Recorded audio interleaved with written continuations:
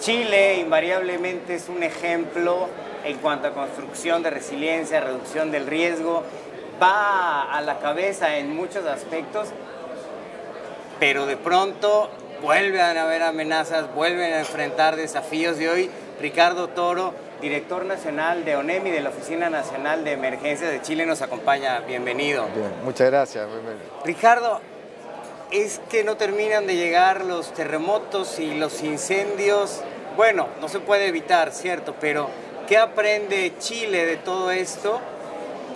Ha pasado de procesos, continúa con desafíos. ¿Cuáles son las lecciones más recientes en Chile? Bueno, lo primero que todo, Chile es un país que está afectado, su naturaleza, que siendo muy hermosa y muy larga, está afectado por todo tipo de amenazas. Y nosotros hemos sido afectados por principalmente un terremoto de grandes dimensiones en el año 2010, y a partir de ese momento fue un punto de inflexión en la cual nosotros, vinculados al marco de acción de Yogo, hemos desarrollado capacidades que hoy día podemos decir que dieron un excelente resultado para el terremoto del 1 de abril de este año, y que posteriormente también fue afectado por un incendio de grandes dimensiones en la zona de Valparaíso. Creo que lo principal es tomar las lecciones aprendidas y las buenas prácticas para ir mejorando, porque el enfrentar emergencias es un desarrollo continuo. Si pudiéramos puntualizar esas lecciones aprendidas en cuanto a un terremoto y 2 años después, la segunda parte de una película trágica, ¿qué podríamos citar como estos puntos fortalecidos en el aprendizaje? Uno de los aspectos importantes después del terremoto es que nosotros llamamos organismos internacionales y las propias lecciones aprendidas para ver qué aspectos nosotros teníamos que desarrollar que no funcionaron en el año 2010. Y claro, entiendo que se hizo una evaluación bastante completa de Naciones Unidas. Y hubo dos grandes proposiciones de estos organismos. Uno era el fortalecimiento en sí mismo de la gestión interna y externa de la Oficina Nacional de Emergencia, y la otra era la creación de un nuevo Sistema Nacional de Protección Civil. Con respecto a la primera, es donde en estos primeros 4 años hemos ido desarrollando capacidades que permitieron, primero que todo, conformar direcciones regionales a lo largo de todo el país, lo que permitió tener el centro de alerta temprana 24/7 sí, también a lo largo de todo el país. Y eso mejoró ostensiblemente la capacidad de respuesta para advertir a la población ante eventuales tsunamis y ante un sismo de mayores proporciones. Y eso fue lo que efectivamente marcó una diferencia. Primero, funcionaron todos los medios de comunicación o de telecomunicaciones que son redundantes, muchos de ellos respaldados satelitalmente. Las actividades de prevención con la población, porque lo más importante es la resiliencia de la población para saber actuar en los momentos que se ven afectados, mejorar las vías de evacuación, señalética, alarmas, sistema de alerta de emergencia a través de celulares, y todo eso permitió que, producido el terremoto 8.2, que no solamente afectó la zona del norte, sino que significó la evacuación de toda la zona costera de Chile por la advertencia de los centros sismológicos nacionales e internacionales de eventual tsunami, permitió que más de 1 millón de personas fueran evacuadas en un corto tiempo de la zona de riesgo.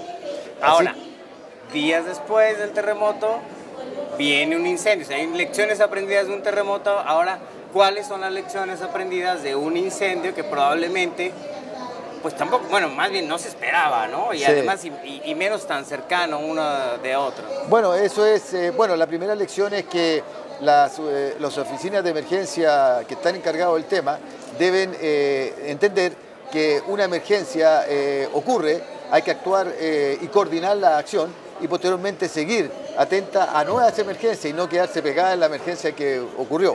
Para eso existen otros organismos que siguen con la reconstrucción y de lo que ocurre. Nosotros en 10 días tuvimos prácticamente 3 emergencias, y el incendio tiene otra característica. El incendio es mucho más devastador. La experiencia es que es también seguir mejorando los comandos de incidentes en la zona cero para poder coordinar todos los organismos que actúan en un incendio, evitar el restablecimiento de poblaciones en zonas de riesgo que están claramente identificadas, y que es uno de los grandes problemas que producen los incendios, que existen poblaciones que se instalan en lugares que efectivamente son de riesgo. Y esa es la gran enseñanza de que cuando volvamos a reconstruir no sean en esos lugares que por la naturaleza es muy difícil de combatir, para la entrada de los bomberos y para la entrada de todos los organismos que tienen que actuar en esa instancia. Ahora, a raíz de estas lecciones aprendidas, ¿surge algún plan para ese manejo, esa prevención de incendios o tal vez algo de reordenamiento urbano? Bueno, claro, lógicamente en el plan de reconstrucción está el reordenamiento urbano, que es parte básico, y lo otro es que nosotros, después de cada una de estas emergencias, hacemos mesas técnicas de reunión, porque lo importante aquí no es ver lo que hicimos bien, es ver lo que pudo ser mejor o hay que optimizar. Así que hacemos mesas técnicas para poder verificar qué aspectos debemos mejorar para enfrentar de mejor forma una eventual situación similar a futuro. Ricardo, yo he preguntado en esas entrevistas qué mensajes traen a la plataforma, cuáles son estas declaraciones, pero a ti como experto y como autoridad me atrevería a preguntar, ¿qué no se ha dicho en este foro? ¿Qué faltaría? ¿Dónde estaría la clave? Algo que de pronto faltaría que escuchemos. Yo creo que uno de los puntos más importantes, que hoy día lo hablamos en la mañana, es que en los foros uno de los problemas que se ha generalizado mucho y que hay que establecer quizás 2 o 3 lineamientos estratégicos para sacar las grandes conclusiones y dejar también temáticas generales para ver la experiencia de otros países. Yo creo que el gran consejo aquí es que lo primero es que todo el mundo tiene que tener conciencia de esta reducción de desastres y la participación del mundo parlamentario, de los gobiernos en sí mismos y de las entidades que nos representan.